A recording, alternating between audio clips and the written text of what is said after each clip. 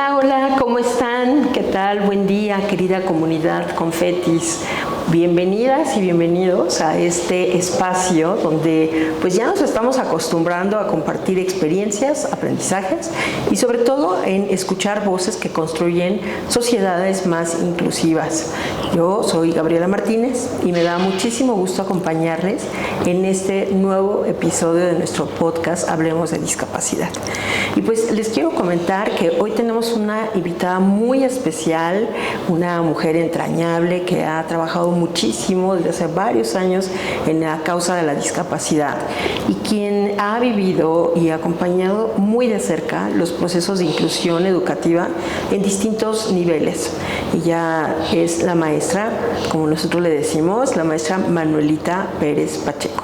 Bienvenida, Manuelita. Muchas gracias, Gaby. ¿Cómo te sientes? ¿Cómo estás? Bueno, pues la verdad que muy agradecida por este espacio. Yo creo que las cosas buenas hay que contarlas para que se puedan replicar en otros estados y avanzar, como tú bien dices, en una sociedad más incluyente, en una sociedad más empática hacia las personas con discapacidad, ¿no? Así es. Pues nosotros súper honradas de que estés con nosotros.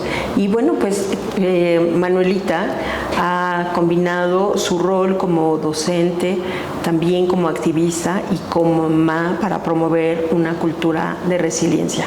Su trabajo diario se ha basado en la colaboración muy estrecha con instituciones educativas, incluso para ir aportando en el diseño de políticas públicas que aseguren que la inclusión no sea una meta lejana, sino más bien haya evidencia de realidades que son cotidianas, tangibles, dentro de las aulas para las y los estudiantes con discapacidad.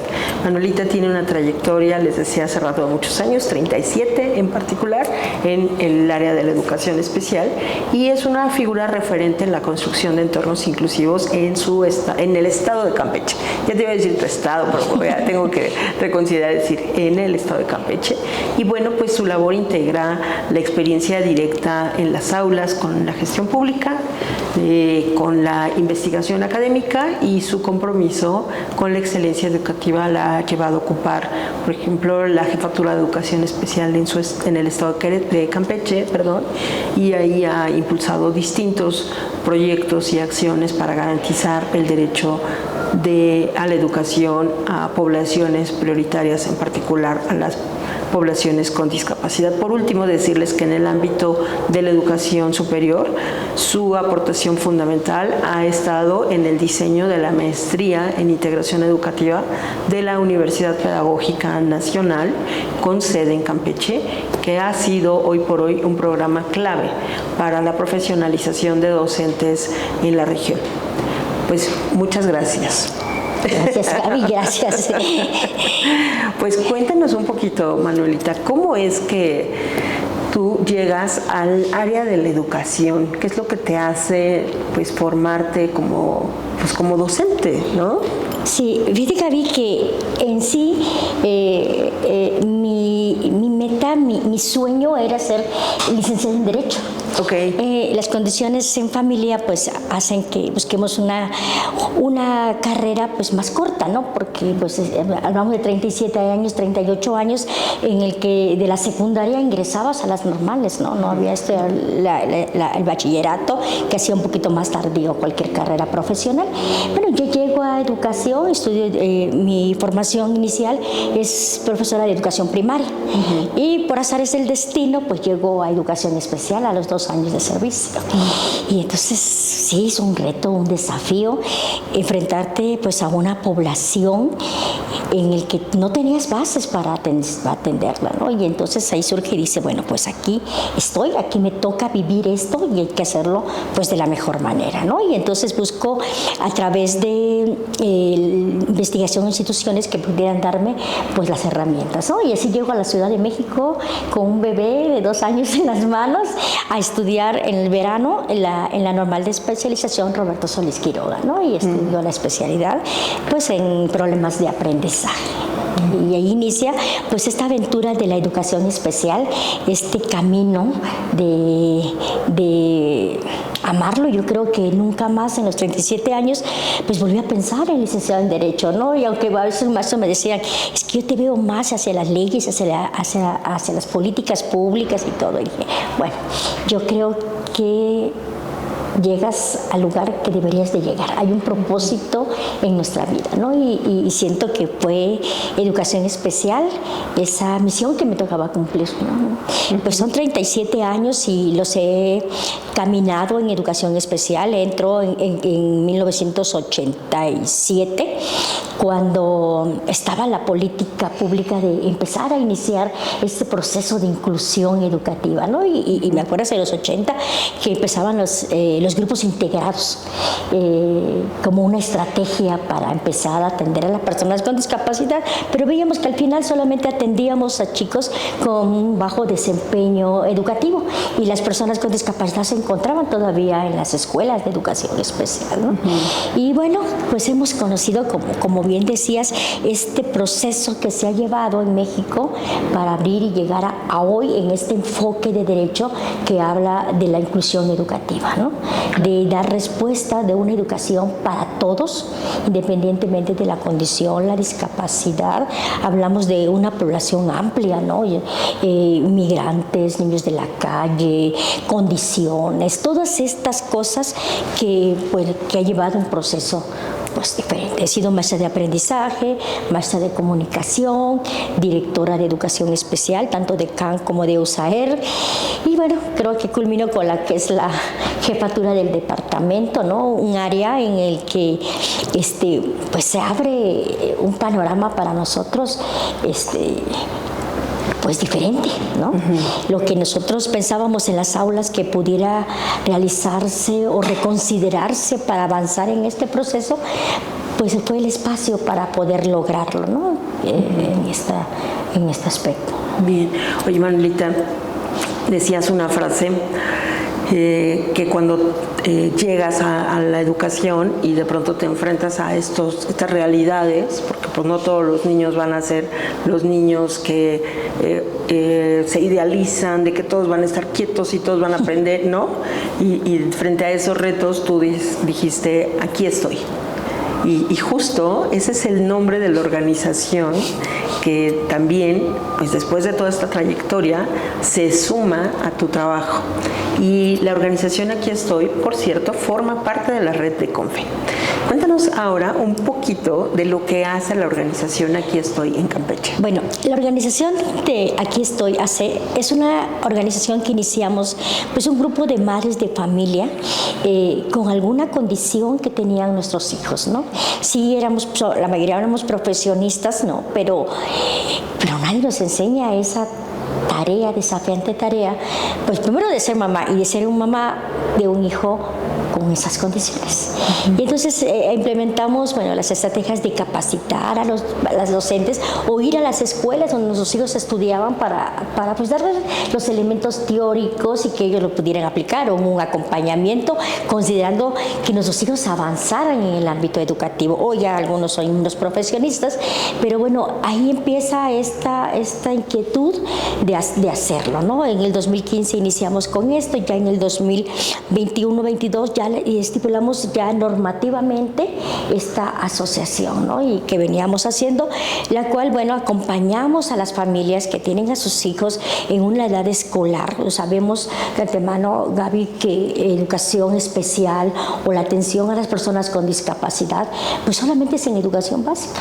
Cuando sale de educación básica ya no existe algo que pueda acompañar a estos chicos en ese tramo de la educación media superior y la educación superior, ¿no? Entonces, nos hacemos la tarea de crear un banco de cursos, a ir a las escuelas, a acompañar, les vamos haciendo ya un poquito más visibles, tanto la asociación como las personas. El objetivo principal es visibilizar los derechos de esas personas, por eso se llama Aquí Estoy.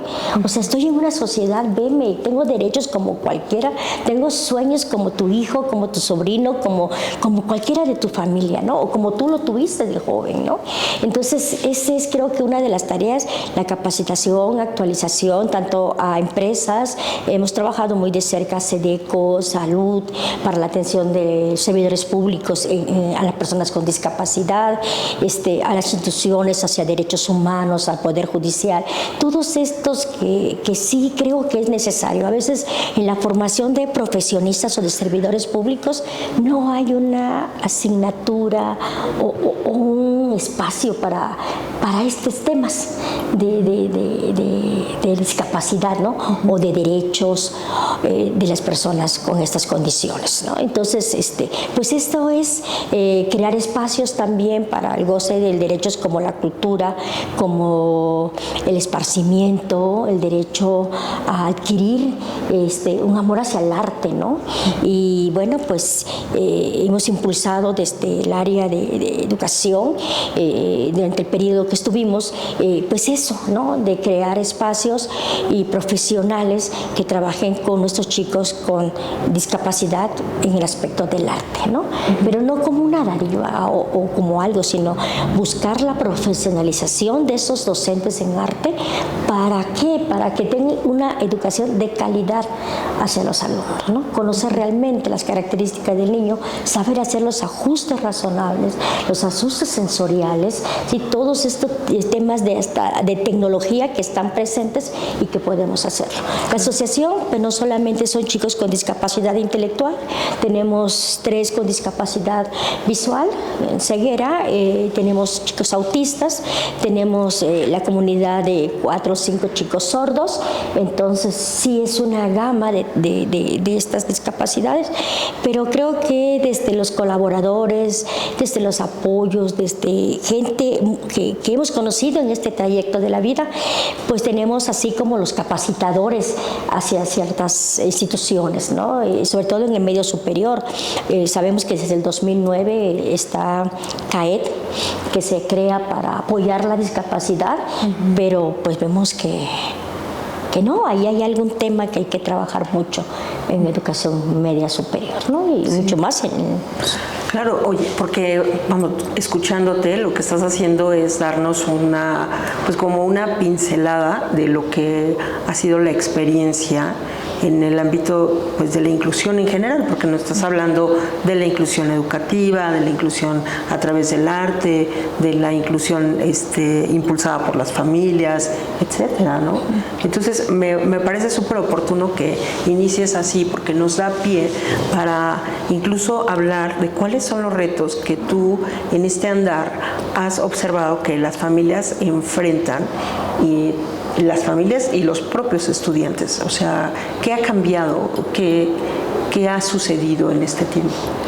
Sí, mira, Gaby, yo siento que uno de los retos mayores que tenemos o tuvieron nuestros hijos o los chicos que aún están en ese transitar de la educación media superior, pues son los paradigmas y las prácticas o cuestiones didácticas que se utilizan en esas instituciones. Muchos de los maestros que están en estos niveles pues no tienen una formación pedagógica, ¿sí? Son ingenieros, son licenciados, son químicos, pero falta esa parte didáctica, esa parte de docente, que creo que el docente tiene una chispa ahí humana en él, ¿no? En su vocación, en su trabajo, ¿no? Y es cambiar paradigmas de ese actuar en el nivel superior. Muchas veces uno de los retos más grandes es que a veces ingresaban y al primer bimestre pues ya veíamos que estaban fuera, ¿no? Ya veíamos que pues ya había reprobado de las 8 asignaturas 3, ¿no? Y decíamos, bueno, pues ¿qué pasa? Vamos a sentarnos y a revisar como mamás, como familia, porque yo creo que aquí el reto es de la familia. El chico que logra llegar a estos niveles altos de la educación superior son que tienen una red de apoyo. una red de apoyo que lo hace la familia y la gente que lo rodea, ¿no? Y muchas de las asociaciones, pues que en ese caminar, pues encuentran las familias como ese medio para lograr lo que su hijo quiere, ¿no? Y entonces eso es lo que pasa en educación media superior, ¿no? Exámenes estandarizados completamente, y eso es uno de los retos y los desafíos, cómo hacer que el maestro pueda hacer un ajuste a esa evaluación, cómo hacer una adecuación a esa evaluación. Te pongo un examen estandarizado para todos, sin considerar que no todos somos iguales, hay una diversidad. Siempre he dicho el ejemplo de la camisa, ¿no? Queremos ponerle una camisa igual para todos. Y ya vemos gorditos, sabemos flaquitos, sabemos altos, sabemos bajos, y entonces toda una talla mediana para todos, ¿no? Y entonces, pues no. Oye, Manuelita, y estamos hablando del nivel superior, y considerando eso, pues hay alumnos que no llegan, incluso porque el examen de admisión pues está también estandarizado para un grupo, pues como esperado, lo pongo entre comillas, de la población, pero pues esta parte de los ajustes, de lo que tendría que existir, ¿no? Desde ese momento. Sí, yo creo que este desconocimiento, Gaby, lo hemos vivido con los chicos con discapacidad visual. Cuando entra una chica al CAED de Calquiní... ¿Nos puedes decir qué es CAED? CAED es un centro de atención de la discapacidad en educación media superior. Fue creado en el 2009 como un medio para fomentar la inclusión, pero es un área que está dentro de un bachillerato, tiene que estar federal, es federal, pero es semiescolarizado. Esto significa que hay en todos los estados hay CAEDs, por llamarlo de alguna forma, ¿no? CAEDs. No en todas las instituciones federales. Ok, muy bien. Todavía hay un temita que se está trabajando, 628 CAED en el país, entonces hablamos de una necesidad de haber. Y también de una información que no necesariamente las familias ni las propias personas o los estudiantes tienen acceso a este dato de que pueden seguir estudiando el bachillerato en esta modalidad. En esta modalidad, en una modalidad abierta, con un sistema o modelo de educación a distancia, educación abierta, ¿no? Preparatoria abierta, que lo hace un poco más complejo, porque pues el examen son estandarizados fuera de la escuela. El chico ya no está en el contexto que lo arropa en un momento determinado, ¿no? Y que lo regula. Y que lo regula. ¿no? Y entonces, que le da apoyos. Claro, y entonces tiene que pagar su examen a nivel federal, presentarlo, y ha sido un poquito los desafíos que hay en esto, porque no se considera a la persona con discapacidad visual. El examen está en físico y te lo dan para que tú lo llenes, y tú lo hagas. Y entonces le decimos, bueno, pero ella es ciega. ¿Me das el formato en braille? ¿O lo podemos hacerlo a través de una evaluación oral? ¿Y qué responden? Entonces es que así se debe de hacer, ¿no? Ese es el protocolo, ¿no? Hemos tenido a gente que la verdad sí ha sido muy accesible, y decir, bueno, pues si ustedes apoyan este proceso, pues nosotros con mucho gusto, ¿no? Entonces, pero queda como un favor, digamos. Queda como un favor, no como un derecho. Exacto. No como un derecho a la accesibilidad, a un formato, a una lectura rápida o a un documento que esté acorde a mis necesidades y mis derechos, ¿no? Mis potencialidades. Claro, sí. Y ahí, perdón, Manuelita, solo como para enfatizar y dar relevancia a eso que tú decías, de cómo en los niveles superiores, como esta red de apoyo y sobre todo la familia son fundamentales. O sea, que alguien que apoye a lo mejor en la lectura del examen o la entrega de documentos si es que es necesario, pero hay muchas personas o muchos estudiantes con discapacidad que no tienen una red de apoyo, no porque no exista, sino porque esas mismas personas tienen otras tareas, ¿no? Se queda sola la persona, el estudiante. El estudiante se queda solo. Y por lo tanto ya no accede a otros niveles educativos. Ya no puede acceder, efectivamente, regularmente en las comunidades, los municipios de Campeche. Bueno, pues una de las experiencias creo que más significativas y de resiliencia, Gaby, es la de una chica que vive en Calquiní con una discapacidad visual. Ella maneja completamente bien el braille, ¿no? Y ese es un medio de comunicar pero nos enfrentamos a una red de apoyo en la familia en la que no es que no quieran ser esa contención para la chica, ¿no? Sino que simplemente pues tienen sus labores. La mamá es artesana, analfabeta, el apoyo consiste en pues te doy aquí el dinero para que tú te traslades 45 minutos a la cabecera y puedas estudiar diario de ida y de vuelta, ¿no? Entonces, pues todo esto sabemos que no avanzan solos si no tienen una red de apoyo que haga esa contención con ellos, ¿no? Y así como ella, pues tenemos chicos sordos en el municipio de Champotón, ¿no? Tenemos chicos en comunidades pequeñas en el que el acceso a la educación pues no se encuentra en su lugar de origen, ni en donde viven, tienen que salir fuera. Entonces es difícil para la mamá. Yo decir, mi hija tiene 14 años y es ciega y ¿cómo se va a ir? ¿No? Entonces se vuelve más complejo. Yo creo que a raíz de que la inclusión educativa la pretendemos en los niveles superiores fuera de educación básica, porque pues ahí empezamos. Todas las políticas se han aplicado en educación básica, ¿no es cierto?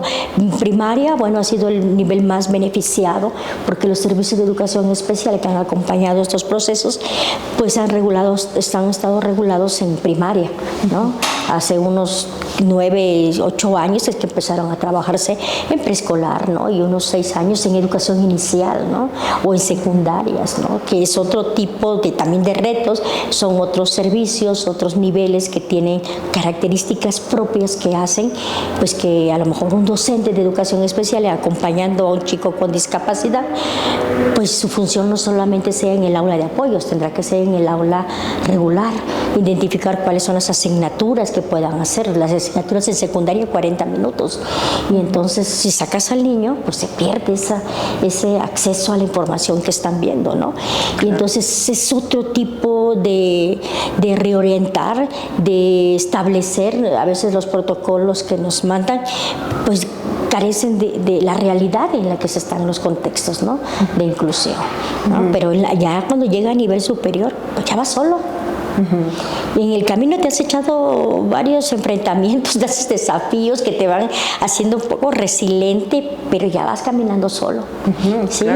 Claro, caminando solo en condiciones de desigualdad. De desigualdad. ¿No? Porque, vamos, cierto que cuando vamos creciendo, en general, pues en la primaria o en la secundaria tenemos a nuestros padres, ¿no? Quizá otros adultos que nos van acompañando y bueno, naturalmente ya por ahí de la prepa, pues aunque están, ya no necesariamente nos encanta, ¿no? Que estén ahí nuestros papás, pero sabemos que están ahí nuestros padres frente a alguna situación como a un lado, digamos, acompañando. Claro. Y sí llega un momento en donde ya nos toca andar solos, para el final, quizá sobre todo al final del bachillerato, en la universidad, en los posgrados, pero no teniendo una condición de discapacidad, ¿no? Claro. Porque a medida de que el conocimiento se complejiza, pues tendría que haber mayores herramientas para tener acceso a estos niveles. A estos niveles, efectivamente. Y ya ves que a veces en el bachillerato dicen, es que ya va hacia una juventud, una adultez, joven adulto, pues que tendrá que enfrentar esas situaciones, pero sí requieren algunas discapacidades ese acompañamiento, esa red, ese apoyo, ¿no? Trabajábamos con algunos chicos que han tenido como le decimos en básica, un maestro sombra, ¿no? Es una psicóloga que acompaña a ellos en su proceso de llevarles el conocimiento que ven en las aulas de manera general, con desigualdad, ¿no? Porque no estás dando la equidad en esto, pues acompañarlo, ¿no? Se nos ha sido un poquito más el acceso a aceptarlo, a este tipo de apoyo en escuelas particulares, en universidades particulares que en universidades públicas, ¿no? Bueno, con la autonomía que hay en una universidad, pues es un poco difícil que el papá pueda llegar y decirle, mire, mi hijo aprende mejor si usted le habla de cerca, que la computadora, el ordenador le va codificando lo que tú hablas y todo esto, ¿no? Entonces sí es algo desafiante, pero creo que muchos lo han logrado. Lo han logrado y creo que eso es bueno, que lo podamos conocer, lo podamos compartir como una experiencia para aquellos padres que que deseen que sus hijos estén, ¿no? que están ahí y que le vemos las potencialidades, Gaby. A veces hay la potencialidad. Claro. Oye, Manolita, entonces, pues, ¿cuáles son, desde tu punto de vista, las cosas que sí deberían de suceder en un entorno, pues, universitario para que haya una verdadera inclusión? Yo creo que las políticas públicas, aún las universidades sean autónomas, sí se requiere, ¿sí?, que esas políticas que el sistema educativo implementa en lo básico, en todo, en el ámbito educativo, tendría que aterrizarse también ahí, ¿no? Necesitan los maestros en su formación, y si ya están formados, porque ya egresaron de hace años de una carrera y están ahorita en el ámbito de docencia, sí tener los elementos para una educación inclusiva, un lenguaje inclusivo, tener conocimiento de ciertas características de las personas con discapacidad, saber cómo aprenden, cuáles son las características, cuáles son las fortalezas, ¿no? Porque muchas veces ven las debilidades que tienen, ¿no?, las deficiencias que tienen, lo que no va a poder hacer. Entonces enfocarnos en lo que sí puede hacer. No puede escribir, sí, pero tiene aquí una computadora que graba, un teléfono que graba esa clase, y que posiblemente el chico o la chica lo va a transportar en el sistema braille, ¿no? Y lo va a estudiar, ¿no? Entonces, a lo mejor la tarea no la concluya en el momento que el maestro termine los 50 minutos de clase, pero sí va a tener la confianza del docente que ella se lo va a traer mañana. Esos son los ajustes a los tiempos, a las metodologías y a todos estos elementos que son necesarios para poder avanzar en la discusión. Y no es porque el chico no quiera. ¿O por qué voy a usar esto?, decía un maestro. ¿Por qué tengo que permitirle a ella que me esté grabando? No, es que no le graba a usted. Graba el contenido que usted está transmitiendo o que usted desea que él aprenda. ¿Será que algunos maestros se sientan amenazados respecto a esta situación de el tener que usar herramientas o permitir, facilitar que los alumnos puedan hacer uso de herramientas, o incluso como no sé, a lo mejor que se sientan amenazados porque al final de cuentas estamos hablando de un derecho? Claro. ¿No? Y cuando ese derecho a la educación no se ejerce, pues casi podríamos decir el primer lugar, o ya en el hecho, donde no se accede es en el aula. ¿Habrá este sentir en maestras y maestros? Sí, yo creo que sí. Más que un desconocimiento, a veces es un temor. Es un temor a innovar, a reaprender lo que han estado haciendo durante muchos años y que ha sido pues una zona de confort, una comodidad. Yo como docente nos hemos enfrentado, Gaby, a conocer maestros que tienen planeaciones de hace 10 años y que las utilizan pues cada año, ¿no? Y dices... O sea, repitiendo y ya, ¿no? Bueno, hay maestros que pagan porque les hagan las planeaciones. Porque les hagan las planeaciones. Hay maestros que ahora con la nueva inteligencia artificial hasta ya la están aprendiendo para poder hacer sus dosificaciones. Bueno, pero yo creo que sí, es un poquito del desconocimiento y también el temor, porque ahora pues ya hay una cultura más abierta a que yo como una persona con discapacidad viola mis derechos, tengo derecho a alzar la voz y pedir que la aplicación de ese derecho, ¿no? Y hemos tenido casos en la Suprema Corte de Justicia muy visibles que han abierto a las personas con discapacidad pues eso, ese derecho que tienen, ¿no? Y alzar la voz cuando no sean escuchados o no se visibilicen. Entonces, sí, el maestro tiene temor, pero tampoco hace algo. Yo comentaba una anécdota de una niña ciega en una escuela, y entonces cuando yo le pregunto a ella en secundaria, ella está en tercer grado de secundaria, me decía, es que se me hace fácil, pero no estoy aprendiendo. Y yo le decía, bueno, ¿y por qué no estás aprendiendo? Y ve las estrategias que cada chico va adquiriendo. Decía, el maestro no sabe braille, entonces la tarea yo se la puedo mandar en braille, pero él no lo sabe. Entonces yo escucho cuando mis compañeros participan o entregan la tarea y el maestro hace una retroalimentación con ellos y escucho. Entonces las que están mal en mi tarea, de manera oral le digo que están bien. Ok. Sí, se apropia, su retroalimentación de ella no es el maestro, ha buscado en su entorno educativo, entre sus iguales, esa retroalimentación que necesita. Claro. Porque el maestro pues no sabe leer y al no leer pues no hay una revisión del trabajo, ¿no? Y entonces eso es lo que siento que sí necesitaríamos trabajar con el docente. En Campeche, fíjese que en los últimos años en la Universidad Autónoma de Campeche se ha implementado en los talleres, en las diferentes facultades, la enseñanza a los maestros en lengua de señas y en braille. Muy ¿sí? bien. Como una política que la misma institución se ha dado, y creo que ha sido porque han entrado chicos a estudiar y se han enfrentado. Claro, han provocado un cambio. Han provocado un cambio, una transformación ahí poquito a poquito, pero creo que ya se ve, ¿no? Y otra, bueno, me acuerdo en la experiencia de la Universidad de la UNACAR en el Carmen, que es donde hay muchos chicos con esas experiencias en educación superior y medio superior, que la misma institución lo pide.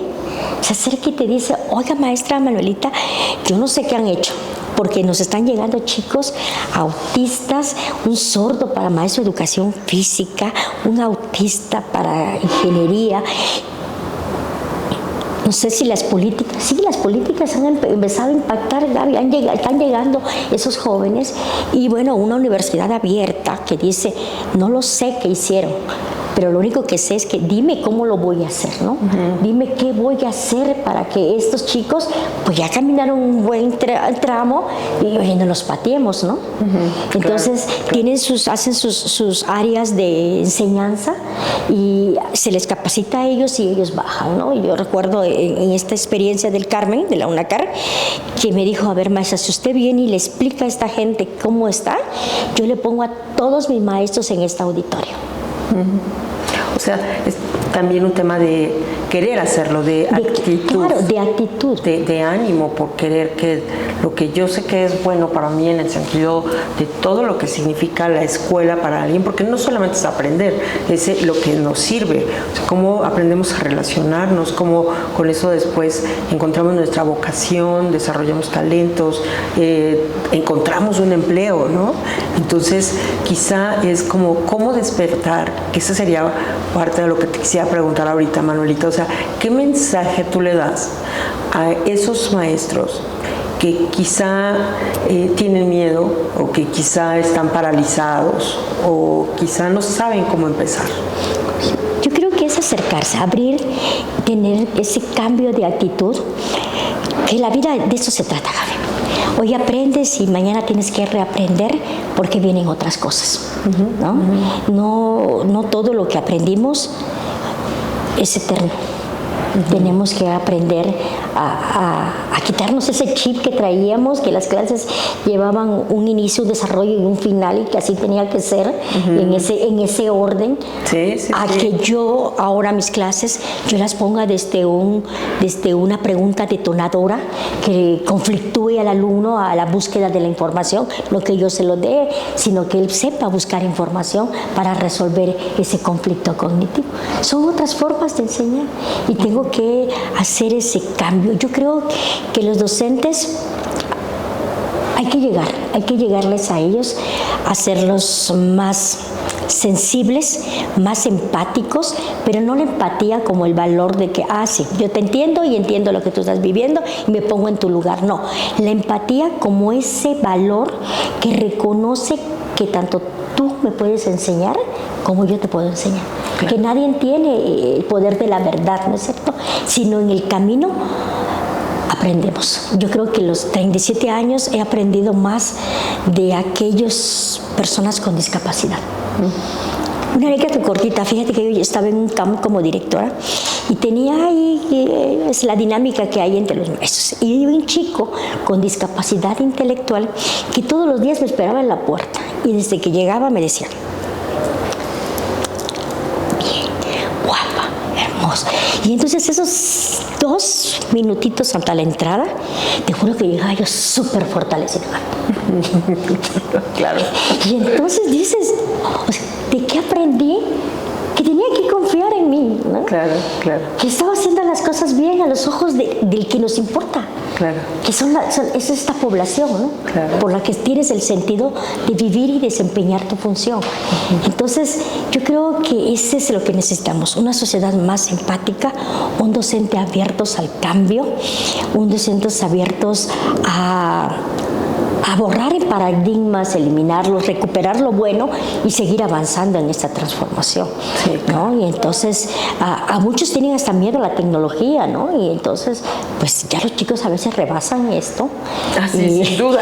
Sin duda. Sin duda. Y entonces ahí viene la empatía. Tú me puedes enseñar a mí, claro, algo que no soy y enriquecerme, claro, como docente. Claro, y además en la escuela también se forma la autogestión y la autodeterminación, la percepción de lo que sí puedo lograr y sí puedo hacer. Entonces, qué manera tan humana que los maestros puedan ver esto y que entonces haya una congruencia entre la vocación y la acción, ¿no? Sí. Oye, Manuelita, pues nos vamos acercando para el final de nuestro podcast, pero quisiera justo para cerrar invitarte a que nos ayudes a responder una pregunta que nuestros confetis han mandado y bueno, pues a ver, elige por favor una pregunta y dinos qué te preguntan.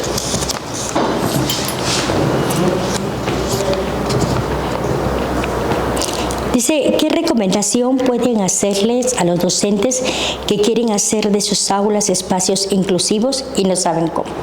Ya, parece ser que ya lo hemos dicho, pero ¿quieres agregar algo Sí, más? yo creo que en el nivel de educación básica están las aulas de USAER, están los especialistas que han transformado sus prácticas y su operatividad, ¿no? Pudiendo acompañarte en esa capacitación y la eliminación de las barreras, tanto estructuradas, didácticas, actitudinales, que puedan hacer tu aula más inclusiva, ¿no? Y para quienes no cuentan con ese recurso que está cerca de ellos, yo creo que ahora actualmente con plataformas, ¿no es cierto?, como este podcast que va a estar allá, que te va a poder decir, ¿no?, cómo trabajar con un autista, cómo apoyar una discapacidad intelectual, cómo trabajar con un chico en un aula con una espina bífida, todas estas características, podemos buscar la información. Yo creo que es un poquito de acercarnos, de tenerle esa disponibilidad y aceptar el reto que trae ahorita todo el sistema educativo de tener un aula diversificada, ¿sí?, en el que no se puede aprender de la misma manera que aprendíamos hace 40 años, que no todos aprenden de la misma manera, pero que todos tienen el derecho. Por eso dice, una educación para todos y para cada uno de ellos, ¿sí? La educación inclusiva hacia allá va. Me gusta esta frase para cerrar, una educación para todos y para cada uno. Así es. Muchas gracias, Manuelita. Bueno, pues gracias por compartir tu experiencia, tu conocimiento, pero sobre todo pues compartirnos este compromiso que has tenido desde hace mucho tiempo con la inclusión. Valoramos además que formes parte de un grupo de expertos en el que ha participado con CONFE, en un comité en donde estamos generando pues distintas iniciativas, algunas sobre políticas públicas, algunas para acompañar a las familias, otras para también pues ver qué pasa en las aulas con las niñas y los niños, cómo viven ellos la inclusión. Entonces valoramos que formes parte de ese grupo y bueno, pues a ustedes, nuestra querida comunidad de Confetis, gracias por estarnos escuchando hoy. Deseamos que todas y todos los maestros que están hoy deseosos de información encuentren a través de la organización Aquí Estoy Estoy y a través de la maestra Manuelita un espacio para pues a quien puedan recurrir con orientaciones específicas, con ideas claras y sobre todo con mucha inspiración. Manuelita, por favor, dinos las redes sociales de la organización. Bueno, aquí estoy, AC, sí, estamos en el Face, estamos en el Instagram y con muchísimo gusto tenemos cursos elaborados que le podemos compartir, estrategias para atender a chicos con TDAH en el aula, que ha sido uno de los ruidos más grandes que han ahorita. Sí, que el maestro ya no sabe ni qué hacer, no, pero bueno, yo sé que tenemos esas estrategias y con muchísimo gusto, de veras, las compartimos sin ningún gusto. Nos interesa más que avanzar en el derecho a estas personas, a visibilizar sus derechos como personas, a una educación, a una dignidad, Gaby, a valorarlos como personas y a lograr con ellos una autonomía y ser parte de una sociedad pues más inclusiva, más empática hacia las diferencias. Así es. Muchas gracias, Manuelita. Pues gracias. Nos vemos en un siguiente capítulo. Hablemos de discapacidad. Que tengan un excelente día.